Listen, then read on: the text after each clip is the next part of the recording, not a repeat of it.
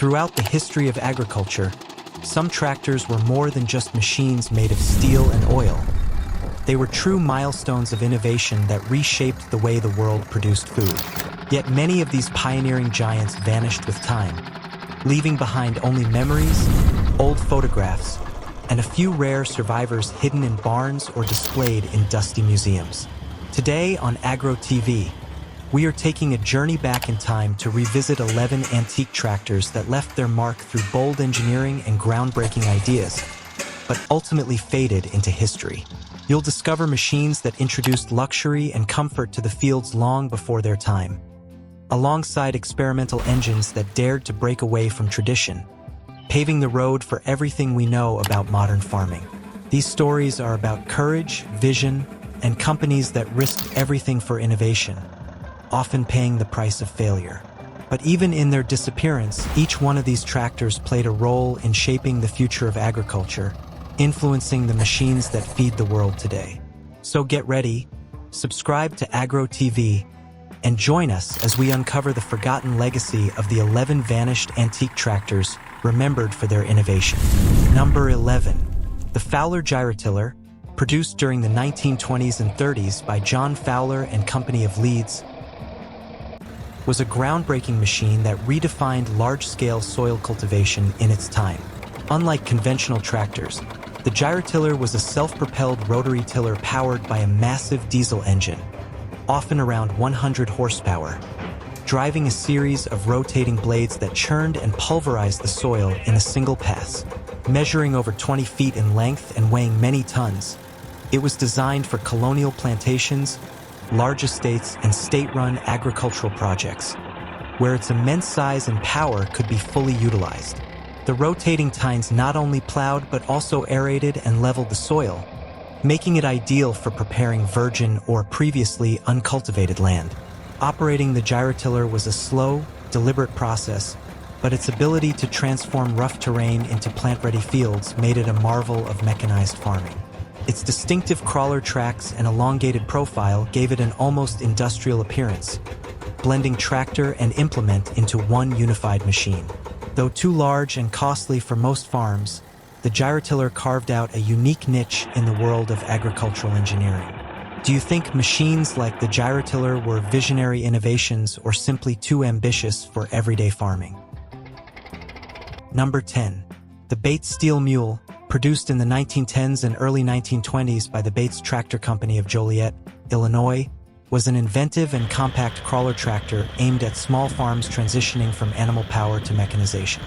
Designed to compete with the Fordson and other early tractors, the Steel Mule earned its name for being a mechanical replacement for the traditional draft mule, strong, steady, and hardworking. It was powered by a modest four-cylinder gasoline engine that delivered around 12 to 15 horsepower, enough for light plowing, harrowing, and belt work. What made it stand out was its tracked undercarriage, which provided excellent traction and flotation on soft or uneven soil, giving it a key advantage over wheeled competitors in poor field conditions. Its simple, lightweight construction made it affordable and relatively easy to maintain, appealing to budget-conscious farmers looking to modernize their operations. Though its performance was modest, its ruggedness and clever design helped build confidence in early crawler technology. While it never reached mass-market success, the Bates Steel Mule occupies an important chapter in the story of mechanized farming. Do you think this small but sturdy crawler helped pave the way for modern track tractors? Number 9. The Ferguson TE20, produced from 1946 to 1956, was a revolutionary compact tractor that helped transform post-war farming through affordability, versatility, and groundbreaking engineering. Nicknamed the Little Gray Fergie, the T20 was the brainchild of Harry Ferguson and became one of the most influential tractors of the 20th century thanks to its innovative three-point hitch system, which allowed implements to be easily mounted and hydraulically controlled as part of the tractor's structure. Powered by a four-cylinder gasoline, diesel, or vaporizing oil engine producing around 20 to 28 horsepower, the TE20 delivered strong performance for its size, making it ideal for small to medium farms. Its lightweight design, four-speed transmission, and excellent maneuverability allowed it to handle a wide range of tasks, from plowing and cultivating to transport and mowing. The TE20 was also produced under license in multiple countries, spreading its impact globally and helping to mechanize agriculture in places where larger machines were impractical. Simple, reliable, and easy to maintain, the TE20 proved that small could be powerful. Do you think the TE20's legacy lies more in its engineering innovation or in its global impact on everyday farming? Number 8. The Hart Par 30, introduced in 1917, was a defining machine in the early evolution of gasoline-powered tractors and a proud product of one of the most influential names in agricultural history. Built by the Hart Par Company of Charles City, Iowa, widely credited with coining the term tractor, the Model 30 was designed to meet the demands of medium to large-scale farms during a time when the shift from steam to internal combustion was gaining momentum. At its core was a massive two-cylinder, horizontally opposed engine that produced 30 drawbar horsepower and up to 60 horsepower at the belt, making it ideal for both fieldwork and powering stationary equipment like threshers and silage cutters. The engine ran on kerosene, a common and affordable fuel of the era, and was known for its deep chugging exhaust note, slow steady RPMs, and exceptional torque. The starting process was a labor-intensive affair, often requiring preheating with a blowtorch and a manual crank, reflecting the gritty, hands-on nature of early tractor operation. The Hart Par 30 featured a steel channel frame, chain final drives, and wide steel lug wheels that gave it a commanding presence and solid traction in freshly turned soil.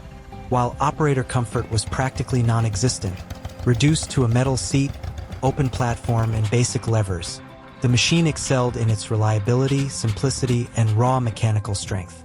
It embodied the industrial muscle that began replacing horses on American farms, playing a key role in modernizing agriculture. Though its production run was relatively short and eventually eclipsed by more compact, user-friendly designs, the Hart Par 30 remains a celebrated piece of tractor history for its pioneering spirit and mechanical authenticity.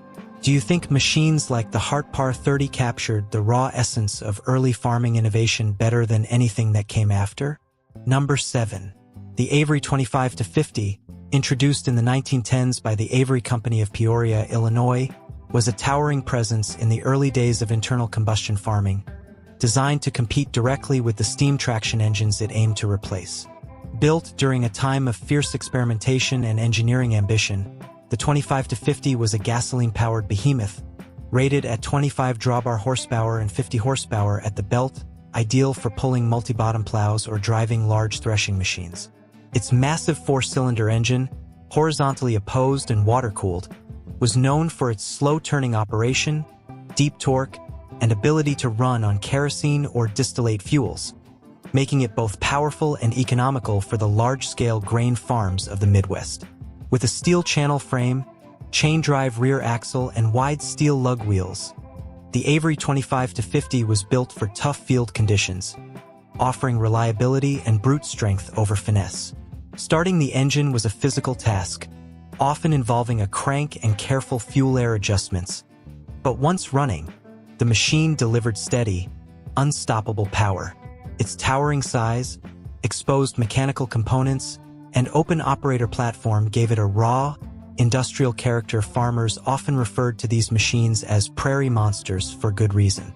Though not suited for smaller farms or tight row crop operations, the 25-50 carved out a niche among progressive growers seeking to modernize with serious horsepower. Like many early giants of the gasoline tractor age, the Avery 25-50 eventually faded as smaller, more agile tractors became the norm, but its contribution to mechanized farming remains unquestionable.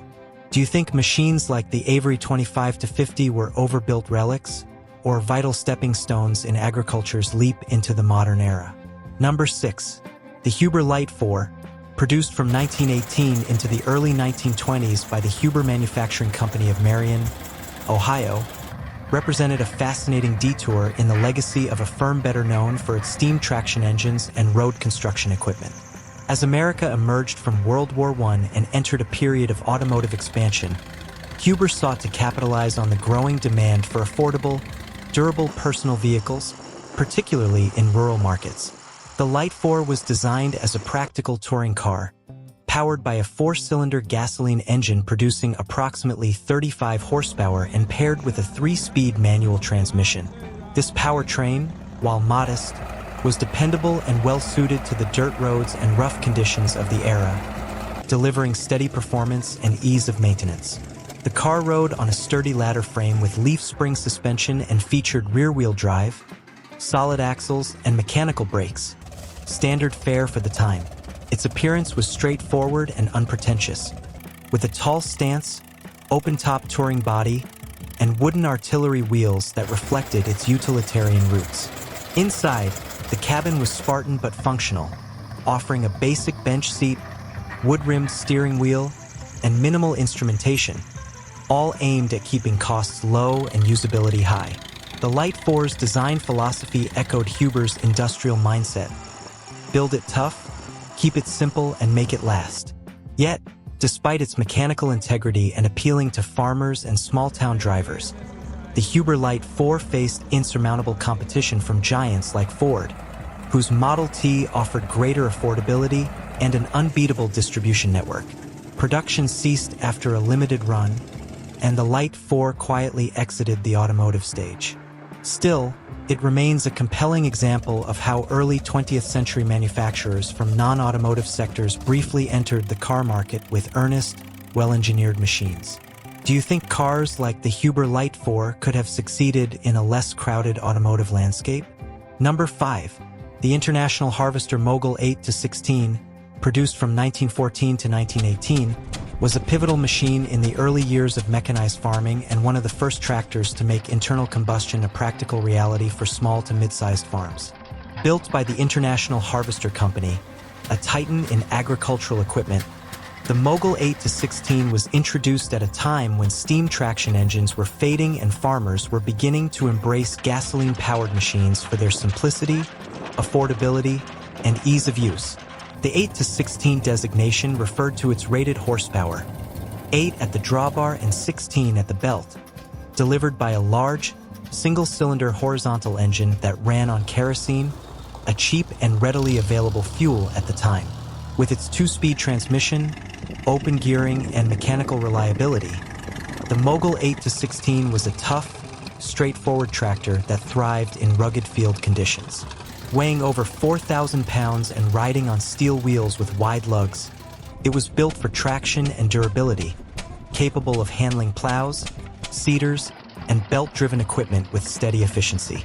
The starting procedure was a ritual familiar to early tractor users: preheating, cranking, and careful fuel adjustment. But once running, the Mogul was a steady and low-maintenance workhorse. Its high stance, exposed mechanicals, and wide tread gave it a distinctive presence, one that came to symbolize the dawn of real tractor farming across North America. Although the Mogul 8-16 was eventually succeeded by more modern and compact models, it played a crucial role in building farmer confidence in gasoline-powered machinery and helped lay the groundwork for International Harvester's future dominance in the tractor market. Do you think the success of the Mogul 8-16 was driven more by smart engineering or by being in the right place at the right time in farming history? Number 4. The Holt 75, manufactured from 1908 to 1924 by the Holt Manufacturing Company of Stockton, California, was a groundbreaking crawler tractor that helped pioneer the use of continuous tracks in heavy-duty applications, laying the foundation for what would eventually become Caterpillar. At the heart of the Holt 75 was a massive 4-cylinder gasoline engine capable of producing around 75 horsepower, hence the model's name, driving a full-track system that allowed the machine to operate in terrain where traditional wheeled tractors simply could not go. With a weight exceeding 20,000 pounds and a design focused on raw strength and durability, the Holt 75 featured exposed linkages, robust steel construction, and a no-frills operator platform with basic controls, leaving little room for comfort but offering reliability and performance that made it a favorite in both agricultural and military circles. Farmers used the Holt 75 for heavy plowing, land clearing, and hauling, particularly in the expansive and often rugged fields of the American West, where its tracked mobility made it invaluable. However, It was during World War I that the Holt 75 truly earned its place in history. Thousands were deployed by Allied forces to tow artillery, supplies, and equipment through the muddy battlefields of Europe, outperforming horses and wheeled vehicles in the most grueling conditions. Its military success not only elevated Holt's reputation globally, but also directly influenced the design of early tanks. By the early 20s, the Holt 75 had become a symbol of tracked power and innovation, and it remained a staple of heavy-duty work until Holt's merger with C.L. Best led to the formation of the Caterpillar Tractor Company in 1925. Even a century later, the Holt 75 stands as a mechanical milestone, proving that tracks could revolutionize mobility across farming, industry, and war. Do you think the Holt 75 deserves more credit as the machine that set the stage for Caterpillar's global legacy? Number 3. The Roomley Oil Pull, produced from the early 1910s through the early 1930s by the Advanced Roomley Company of La Porte, Indiana, was one of the most distinctive and influential tractors of the pre-war farming era. What set the oil pull apart from its contemporaries was its pioneering use of a hot bulb engine capable of running on low-cost, low-grade fuels like kerosene and even crude oil, at a time when fuel availability and affordability were major concerns for farmers. These massive single-cylinder and twin-cylinder horizontal engines, depending on the model, delivered horsepower ratings ranging from 20 to 60 at the drawbar and even more at the belt, making them ideal for pulling multi-bottom plows and powering threshing machines. The oil pull's starting procedure involved heating the combustion chamber with a blowtorch until hot enough to vaporize fuel, followed by a crank or flywheel start. An intimidating but effective method that became a signature experience of running one. With their tall hoods, distinctive exhaust stacks, and heavy steel lug wheels, these tractors were unmistakable in the field, exuding mechanical toughness and simplicity. The ride was rough, and creature comforts were non-existent, but the oil pull was prized for its brute strength, reliability, and fuel versatility. Farmers quickly embraced them as powerful alternatives to steam engines, especially in the grain-rich regions of the Midwest. Roomley continued refining the design through several models like the F, G, and E series, but eventually, changing market demands and competition from lighter, faster, and more maneuverable tractors led to its decline. In 1929, the company was absorbed by Allis-Chalmers, marking the end of the oil pull line but not its legacy. Even today, Roomley oil pulls remain icons at antique shows and tractor rallies, admired for their engineering boldness and historical importance. Do you think the Roomley oil pull's rugged spirit helped define the golden age of big iron farming? Number 2. The Minneapolis Moline UDLX comfort tractor, introduced in 1938, was one of the most ambitious and unusual tractors ever built, an innovative fusion of farm functionality and automotive comfort that arrived decades ahead of its time. Designed during the waning years of the Great Depression, the UDLX was Minneapolis Moline's attempt to revolutionize rural transportation by creating a machine that could plow fields during the day and drive into town at highway speeds after the work was done.